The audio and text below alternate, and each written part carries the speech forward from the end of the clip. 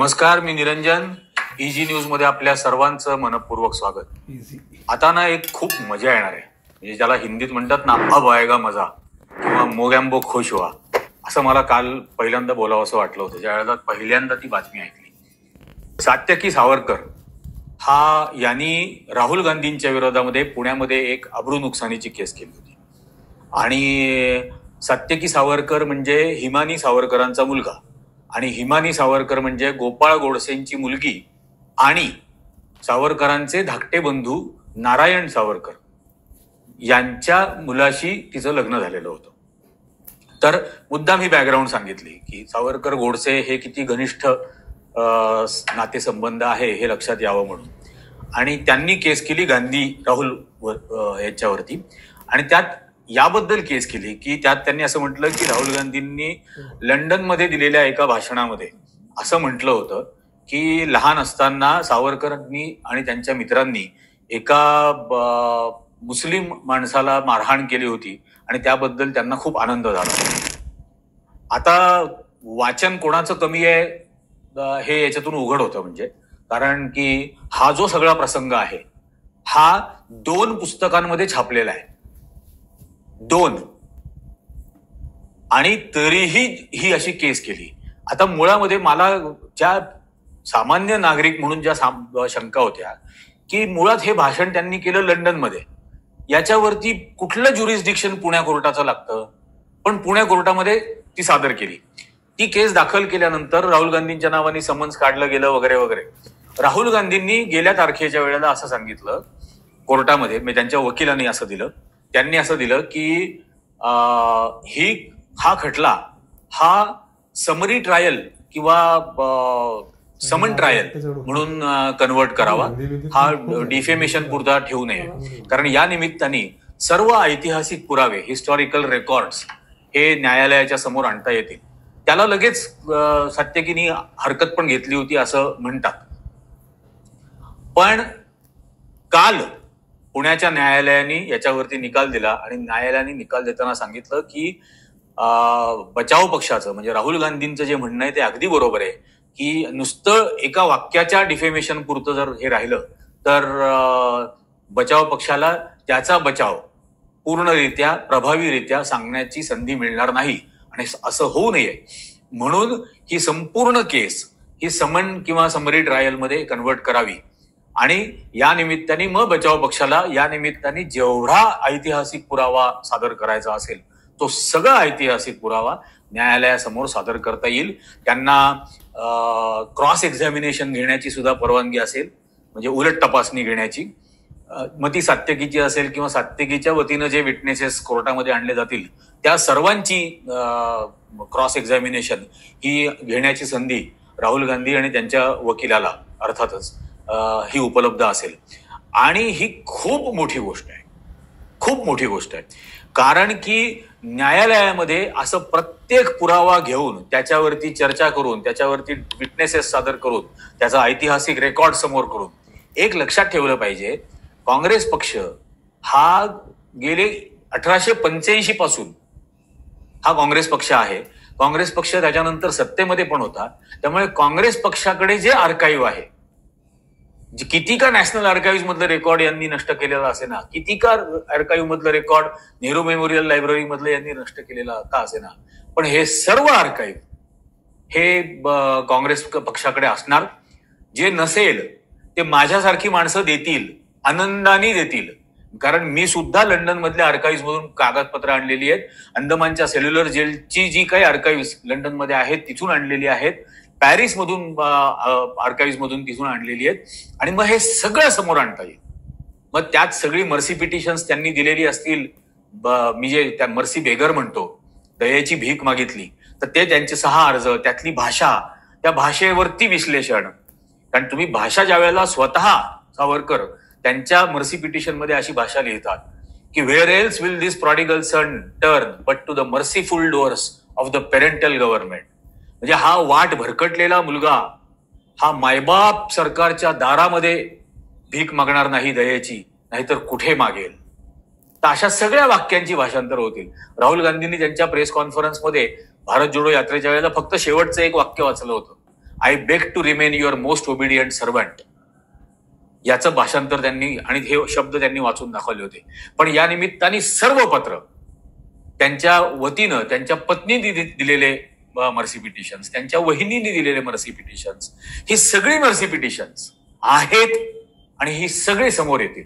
याशिवाय viceroy Linlithgow बरोबर जो करार केला होता, त्याही मागच्या एका भागामध्ये मी तो कराराची कॉपी दाखवली होती, तर तोही करार, if you are running a business where you are the one who's managing operations, sales, marketing, finances, मागच्या एका भागामध्ये मी तो कराराची कॉपी दाखवली होती, तर तोही करार की to fulfil the common objective of the British empire and Hindu Mahasabha I will spend my life in opposing Gandhi, Muslims and Congress,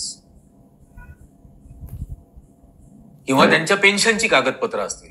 त्याला अगदी सावरकर स्मारकच्या वेबसाईटवरती सुद्धा फ्रिक्वेंटली आस्क क्वेश्चन्स मध्ये ॲलिमनी असं म्हटलं होतं. ॲलिमनी, आता ॲलिमनीचा आपण अर्थ सर्वसाधारण भाषेमध्ये पोटगी असा घेतो. तर ते सगळी कागदपत्र आहेत, त्यावेळेला त्यांनी केलेले अर्ज आहेत. त्याच्यानंतर म्हणजे 24 साली भारतामध्ये परत आले, ती सगळ्या मर्सी पिटिशन्स नंतर भारतात आले. भारतात आल्यानंतर 21 ते 24 म्हणजे मुळात तो 50 वर्ष 25 वर्ष हा प्रॉपगंडा. प्रत्यक्षात तुरुंगामध्ये राहिले ते 9 वर्ष 10 दिवस 10 महिने आणि 9 वर्ष 10 महिने हे तिथं राहिले. 4 जुलै 1911 ते 2 मे 1920 एवढा कालावधी ते 21 तुरुंगामध्ये होते. तर 9 वर्ष 10 महिन्याचा तो कालावधी. त्याच्यानंतर येरवड्यामध्ये सामान्य कैद्यासारखं त्यांना जे 3 वर्ष ठेवलं. मग 24 साली त्यांनी फायनल इंग्रजांबरोबर जो करार केला, करार की मी कोणत्याही राजकीय ऍक्टिव्हिटीमध्ये भाग घेणार नाही आणि सरकारच्या परवानगीशिवाय रत्नागिरी सोडून जाणार नाही. मग रत्नागिरीमध्ये त्यांना ठेवलं गेलं आणि ठेवल्यानंतर सर्वत्र ते फिरले भारतभर. ताबडतोब 1 महिन्यामध्ये त्यांचा नाशिकला काळाराम मंदिरामध्येच सत्कार झाला. नागरिक त्यांना थैल्या पण देत होते, देणग्या पण देत होते. हे सगळं होत होतं आणि त्या सगळ्या काळामधला जो सगळा डिस्कोर्स बदलला त्यांच्या बोलण्याचा, आणि ते सगळं कसं हिंदुत्ववादी किंवा त्यांनी लिहिलेलं पुस्तक 1923 साली हिंदुत्व या नावाने, याची कॉपी पण माझ्याकडे आहे, पहिली एडिशन त्याची. त्यात त्यांनी काय लिहून ठेवलं, नागरिकत्वाची व्याख्या, त्यात मुळामध्ये हा दुहेरी 2 नेशन थेअरी ज्याला म्हटलं जातं, द्विराष्ट्र सिद्धांत, हे त्यात कसं लिहिलं. त्यांनी द्विराष्ट्र सिद्धांतावरचा प्रस्ताव हिंदू महासभेचे अध्यक्ष म्हणून अहमदाबादच्या हिंदू महासभेच्या अधिवेशनामध्ये कसा मांडला की हिंदू आणि मुसलमान हे एक राष्ट्र असूच शकत नाही, हा हिंदू महासभेने पास केलेला प्रस्ताव आहे 1937 साली. तर असे सगळे प्रस्ताव. त्याच्यानंतर इंग्रजांच्या लष्करामध्ये सैन्य भरती करण्यासाठी त्यांनी हिंदू मिलिटरी रिक्रुटमेंट बोर्ड काढले आणि ही मिलिटरी रिक्रुटमेंट सेंटर देशभरातल्या 600 शहरांमध्ये सुरू केली हिंदू महासभेतर्फे. त्यांचा सख्खा भाऊ हा केंद्र सरकारच्या म्हणजे ब्रिटिश सरकारच्या सेंट्रल रिक्रुटमेंट बोर्डचा मेंबर झाला. हेच नारायण सावरकर, म्हणजे याचे सात्यकीचे कदाचित आजोबा पणजोबा असतील, हे नारायण सावरकर हे इंग्रजांच्या सेंट्रल रिक्रुटमेंट बोर्डचे मेंबर झाले. त्याबद्दल त्यांनी तार पाठवली सावरकरांनी, अभिनंदन आणि आभार मानणारी व्हाईसरॉयला त्यावेळेच्या. हे सगळे कागदोपत्री पुरावे. त्याच्यानंतर त्यांचं इंग्रजांबरोबरचं संपूर्ण कॉरस्पॉन्डन्स, त्या काळातला संपूर्ण कॉरस्पॉन्डन्स, हा सुद्धा या निमित्ताने समोर येईल. त्यांनी रिक्रुटमेंट बोर्ड स्थापन करण्यासाठीचं आवाहन केल्यानंतर ताबडतोब ब्रिटिश गव्हर्नर्स हे ऑर्डर काढतात की त्यांना संपूर्ण सहकार्य करा आणि त्यांना लागणारी सगळी पोस्टर्स, सर्व पोस्टर्स ही त्या ठिकाणच्या रिजनल लँग्वेजमध्ये छापून सरकारी खर्चाने द्या. ही नॅशनल आर्काइव्ह मधली कागदपत्र आहेत. तर किती सहकार्य होतं इंग्रजांबरोबर. आणि त्या पाठवलेल्या पत्रांमध्ये एका ठिकाणी, काही ठिकाणी, बऱ्याच ठिकाणी त्यांनी हा उल्लेख केलेला आहे की भारतावरती नॉर्थ ईस्ट वरून जे आक्रमण होऊ पाहत आहे त्याचा मुकाबला करण्यासाठी इंग्रजांच्या सैन्यामध्ये सामील व्हा. नॉर्थ ईस्ट वरून भारतावरती त्यावेळेला नॉर्थ ईस्ट वरून सुभाषचंद्र बोस यांची आझाद हिंद सेना आक्रमण करणार होती आणि सुभाषचंद्र बोसांच्या आझाद हिंद सेनेचा विरोध करण्यासाठी म्हणून इंग्रजांच्या सैन्यात सामील व्हा अशी पत्र आहेत. ही सगळी पत्र या निमित्ताने कोर्टासमोर येतील. आणि मग ते सगळे युद्ध कैदी पकडले गेले.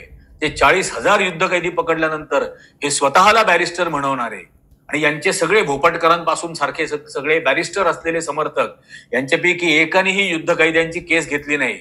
युद्ध कैद्यांची केस ही पंडित जवाहरलाल नेहरूंनी इतर त्यांच्या सहकार्यांच्या मदतीने घेतली आणि आयुष्यामध्ये एकमेव केस पंडित नेहरू लढले जी रेड फोर्ट ट्रायल म्हणून प्रसिद्ध आहे. आणि 40च्या 40,000 आझाद हिंद सेनेच्या जवानांची त्यांनी सुटका करून घेतली. त्यानंतर हे ज्यावेळेला त्यांचं स्वतःचा एक ग्रंथ आहे, तो बाजारात मिळत नाही, व्हर्लवाइंड प्रॉपगंडा ऑफ विनायक दामोदर सावरकर 1937 to 1944. आणि MB भिडे हे त्यांच्या बरोबर जे राहायचे त्यांचेच स्वीय सचिव असलेले त्यांनीच त्यांचा अख्खा पत्रव्यवहार, त्यांची संपूर्ण भाषणं 1600-1700 पानाचे ते 2 खंड आहेत. तेही खंड माझ्याकडे आहेत. राहुल गांधीकडे नसेल तर मी देईन. आणि मग त्यात सरदार तारासिंगांना कसं पाठवलं पत्र की पंजाब हे वेगळं सिखिस्तान म्हणून राष्ट्र घोषित करा. त्याच्यानंतर त्या त्रावणकोरच्या म्हणजे आजच्या केरळाच्या त्रावणकोर संस्थांच्या दिवाण CKR अय्यर यांना लिहिलेलं पत्र, त्यांना पाठवलेली तार, त्यांचं केलेलं अभिनंदन की तुम्ही स्वतः एक हिंदू राष्ट्र म्हणून घोषित करत आहात, याबद्दल मी तुमचं अभिनंदन करतो. या व्यतिरिक्त इतरांना पाठवलेली पत्र, मग ते वडियार असतील, म्हैसूरचे, जुनागडचे राजे असतील, ठिकठिकाणचे संस्थानिक असतील, या सगळ्या संस्थानिकांना पाठवलेली पत्र सर्व आहे. आणि हे सगळं समोर येईल या निमित्ताने. आणि अखंड भारतच्या भाषा करणारे हे प्रत्यक्षात भारताचे किती त्यांना खंड हवे होते, तुकडे हवे होते, हेही त्या पत्रव्यवहारामधून दिसे. त्यानंतर त्यांनी व्हाईसरॉयला लिहिलेलं पत्र, क्वीनला लिहिलेलं पत्र ब्रिटिश, की भारताला नेपाळच्या स्वाधीन करा, कारण नेपाळचा हा जगामधला एकमेव सम्राट आहे जो हिंदू आहे, तर नेपाळच्या हवाली भारताला करावं. हे सगळे पुरावे आता समोर येतील. आता जे आहे दूध का दूध पानी का पानी, बहुत मजा आएगा, बहुत मजा आएगा. आणि आता बघू हा जो काल कोर्टाने निर्णय दिलेला आहे याच्यावरती पुढे काय केलं जातं. सत्य की सावरकरांकडून निकाल काही का लागेना, पण या निमित्ताने हे सर्व पुरावे ज्युडिशियल रेकॉर्ड्सवर येतील, पब्लिक डॉक्युमेंट बनतील हे सगळे. आणि त्या निमित्ताने मी सुद्धा येणाऱ्या काळामध्ये एक मालिका करेन, या सगळ्या कागदोपत्री पुराव्यांसह करेन. ते कागदोपत्री पुराव्यांसाठी मी एक गुगल फॉर्म बनवेन, त्याच्यावरती क्लिक करून मेंबर बना त्या गुगल फॉर्म. जो गुगल फॉर्मचा सदस्य बनेल त्या प्रत्येकाला ती कागदपत्र पुरवेल. आता हे आयडिओलॉजिकल बॅटल या टप्प्यावरती पोहोचलेलं आहे की जीवाची सुद्धा पर्वा करायची नाही. आता हे वैचारिक लढाई आहे, ही तशाच पद्धतीने लढली जाणार, वाटेल ती किंमत चुकवायची तयारी ठेवून. आणि हे आता येणाऱ्या काळामध्ये होईल. म्हणून मी मगाशी म्हटलं की बहुत मजा आएगा. तुम्हाला काय वाटतं? हे ऐतिहासिक वास्तव, हे ऐतिहासिक सत्य हे जगाच्या समोर, भारतीयांच्या समोर यायला हवं की नको? अत्यंत संघर्षाच्या काळामध्ये कोण बाजूला होतं स्वातंत्र्य आंदोलनाच्या बाजूनी आणि कोण स्वातंत्र्य आंदोलनाच्या विरोधात होतं? सुभाषचंद्र बोस 22 जून 1939ला मुंबईत आले. ते बॅरिस्टर मोहम्मद अली जिना आणि सावरकरांना भेटणार होते. ते भेटले दोघांना. ते भेटल्यानंतर त्यांची संध्याकाळची सभा होती मुंबईमध्ये. ती सभा त्यांनी रद्द केली. त्यांनी त्यांच्या भावाला शरदचंद्र बोसला पत्र पाठवलं आणि त्यात त्यांनी लिहिलं, या दोन्ही नेत्यांना मुख्य स्वातंत्र्य आंदोलनाच्या राष्ट्रीय प्रवाहामध्ये या हे म्हणण्यासाठी मी खूप मनधरणी केली, पण हे गांधी द्वेषाने इतके पछाडलेले आहेत की हे कधी येणार नाहीत या मुख्य इंग्रजांविरोधाच्या आंदोलनामध्ये. त्यामुळे मी माझीच आजची सभा निराश होऊन रद्द करतोय. हे संपूर्ण जे घडलं ते 24 जून 1939च्या टाइम्स ऑफ इंडियाने ही संपूर्ण बातमी छापली. हे सगळं समोर येईल. हे चित्रपटामध्ये ज्या थापा मारतात ना की यांना प्रेरणा दिली, त्यांना प्रेरणा दिली, प्रत्यक्षात काय होतं वास्तव त्याच्यातलं, हे सगळं या निमित्ताने समोर येईल. आप अगर 25 करोड़ का लोन लें कितना ब्याज भरना पड़ेगा? या कम से कम 2.5. हे सगळं या निमित्ताने समोर येईल. सगळं ज्या वेळेला सार्वजनिक काय म्हणतात त्या ओट्यावरती धुणी धुतली जातात त्यावेळेला मग काही उरत राहत नाही. खूप जण असं असतं, मी नेहमी सांगतो की एवढी टेवटेव करणाऱ्या या सगळ्या हिंदुत्ववाद्यांनी लक्षात ठेवावं, तुमची झाकली मूठ 1.25 लाखाची आहे. गप्प बसा. ती मूठ जर आम्ही उघडली तर जगाच्या लक्षात येईल की ही 4 आण्याची पण नाहीये. 1.25 लाखाची तर दुबारच राम राहिलं. पण आता या निमित्ताने न्यायालयाने परवानगी दिलेली असल्यामुळे हे सर्व ऐतिहासिक सत्य या देशातल्या नागरिकांच्या समोर येईल. याची ट्रान्सलेशन्स बनतील या कागदपत्रांची, ती सर्वत्र फिरतील आणि अशा अत्यंत पवित्र लोकांना सत्य सांगायचं आणि सैतानांना शर्मिंदा करायचं हे जे आमचं ब्रीदवाक्य आहे, या अशा अत्यंत पवित्र कार्यासाठी लागेल ते योगदान येणाऱ्या काळामध्ये आम्ही देऊ. या सगळ्या गोष्टीबद्दल तुम्हाला काय वाटतं? तुम्हाला वाटतं का हे सत्य समोर यायला पाहिजे? तुम्हाला वाटत असेल तर नक्की खाली कॉमेंट करून सांगा. हा व्हिडिओ लक्षावधी लोकांपर्यंत पोहोचवा. जसं त्या महात्मा फुल्यांच्या बद्दलचा व्हिडिओ, महात्मा फुलेंवरच्या चित्रपटाचा व्हिडिओ बद्दलचा एक झाला, ती त्याच्यापेक्षा जास्त लोकांपर्यंत हे पोहोचवलं पाहिजे. या निमित्ताने हे सगळे बुरखे चेहऱ्यावरती घातलेले मुखवटे हे उतरवण्याची आपल्याला न्यायालयाने परवानगी दिलेली आहे. आता हे परवानगी घेऊन याचा फायदा आपण घ्यायलाच हवा. लोकांना जास्तीत जास्त जागा केलं पाहिजे. म्हणून खरोखर विनंती करतो की हा व्हिडिओ जास्तीत जास्त, व्हिडिओ बघणाऱ्या प्रत्येकाने हा व्हिडिओ नुसतं लाईकचं बटन दाबा. तुम्हाला काय वाटतं हे खाली सांगा आणि याची लिंक जितक्या लाख लोकांना शेअर करता येईल त्या सर्वांपर्यंत शेअर करा. तरच आपण हा महाराष्ट्र पुन्हा जागवू शकू. आपण तरच या देशाचा खरा इतिहास लोकांच्या समोर आणू शकू आणि तरच येणाऱ्या पिढीला या हिंदुत्वाच्या विनाशापासून वाचवू शकू. आजच्या या भागामध्ये इतकंच. धन्यवाद.